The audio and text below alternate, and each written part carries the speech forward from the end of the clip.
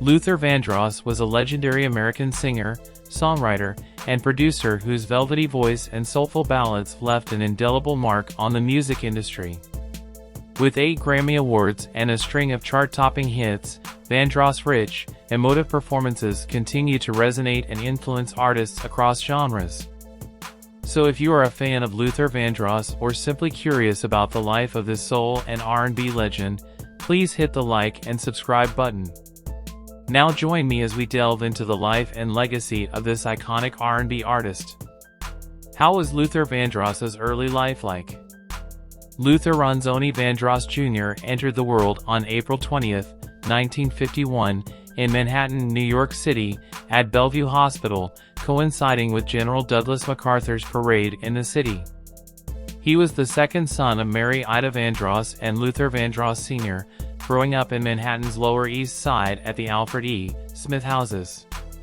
At 3, he self-taught piano through his own phonograph. Tragedy struck at 8 when his father passed away due to diabetes. In 2003, Luther paid tribute with the song Dance with My Father, reflecting on childhood memories and his family's joyful moments. The family relocated to the Bronx, where his sisters introduced him to the Apollo Theater and performances by Dionne Warwick and Aretha Franklin. His sister Patricia sang with the Crests, contributing to tracks like My Juanita and Sweetest One. Completing his education at William Howard Taft High School in 1969, Vandross briefly attended Western Michigan University before diving fully into a music career, fueled by his passion and talent. How was Luther Vandross's music career like? In high school, Vandross wasn't just a music enthusiast but a true trailblazer.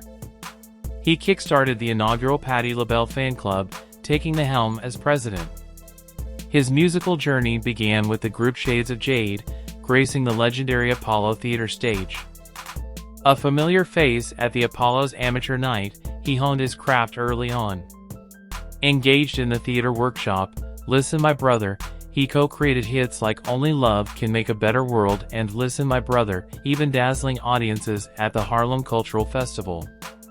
Notably, he brought his talent to Sesame Street's inaugural season, marking a diverse and impressive start to his musical legacy. In the lively rhythm of the 1970s, Luther Vandross made his mark, weaving his melodic magic as a backup vocalist with musical legends like Roberta Flack, Chaka Khan, David Bowie, and a roster of other iconic artists. His voice resonated in the backdrop, contributing to chart-topping albums and memorable singles. Vandross was the vocal wizard behind the scenes, crafting commercial jingles that became catchy earworms for brands like NBC, Mountain Dew, and Burger King. Amidst his collaborative ventures, Vandross embarked on his journey as part of the group Luther, churning out tunes that resonated with the era's soulful vibes. Although their albums didn't climb the charts, his passion for music persisted, driving him to reclaim the rights to these early works. The dawn of the 1980s witnessed Vandross stepping into the spotlight. His collaboration with Change on hits like The Glow of Love showcased his vocal prowess, earning him well-deserved recognition. His decision to pursue a solo career led to a fruitful partnership with Epic Records, marking the launch of his solo debut, Never Too Much, a chart-topping anthem that etched his name in R&B history. Throughout the 80s, Vandross continued to serenade the R&B charts with his soulful creations. Collaborations with notable figures like Aretha Franklin and Dionne Warwick enriched his musical portfolio.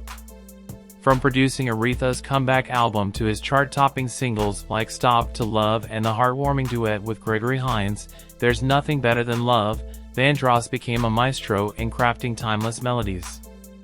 Not limiting his influence to solo hits, Vandross expanded his horizon by nurturing new talents like Jimmy Salvemini, harnessing their potential and giving voice to his compositions.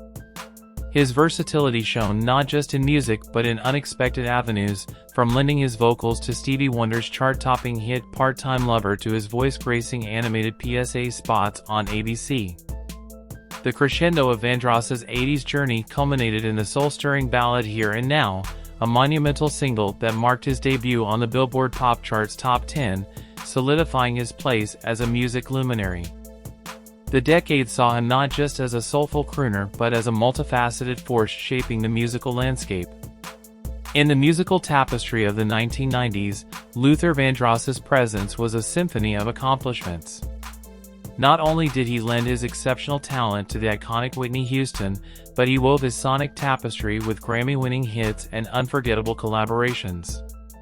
From his chart-topping singles like Power of Love/Love Power to the magic of The Best Things in Life Are Free, a captivating duet with Janet Jackson, Vandross painted the decade with his soulful tunes.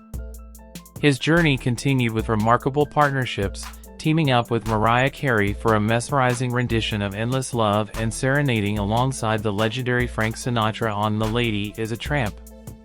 Vandross's success soared with his wins at the Grammy Awards and a string of R&B top 10 hits year after year, showcasing his unwavering musical prowess. The turn of the century brought more milestones, performing at notable events like the Super Bowl and joining Diana Ross on stage. His tribute to Michael Jackson and the touching release of Dance with My Father in 2003 became a poignant ode to cherished memories. Vandross's musical legacy left an indelible mark, culminating in chart-topping success and heartwarming tributes, solidifying his place among R&B legends. Unveiling musical treasures from the late Luther Vandross, the posthumous releases tell a captivating story. In 2006, Shine, an infectious R&B track borrowing from Chic's My Forbidden Lover, emerged posthumously on J Records, finding its place on the Billboard R&B chart.